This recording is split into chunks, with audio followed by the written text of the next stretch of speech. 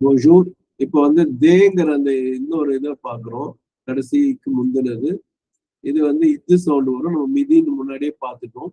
மிதினா நூன்னு அர்த்தம். அது கரெக்டா 12 ஆகுற நேரத்துக்கு போட்டிருக்காங்க. இல்லே மிதி நூ தேஜனோ ஆ தச. அந்த சென்டென்ஸ் வந்து இல்லே மிதி ஸ்டாப் நூ தேஜனோ ஆ தச. இல்லே மிதினா இட் இஸ் நூன், இப்பொழுது நண்பகல்.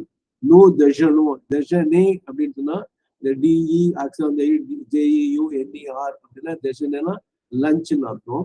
அந்த லஞ்சை சாப்பிடுகிறோம், மதிய உணவை உண்கிறோம் அப்படிங்கிறது தஜனோ அப்படின்னா வி ஹாவ் அவர் லஞ்ச் அப்படின்னு அர்த்தம். ஃபியூச்சரை ப்ரெசன்ட் டென்ஸ்ல சிம்பிள் ப்ரெசன்ட்ல சொல்லுங்க.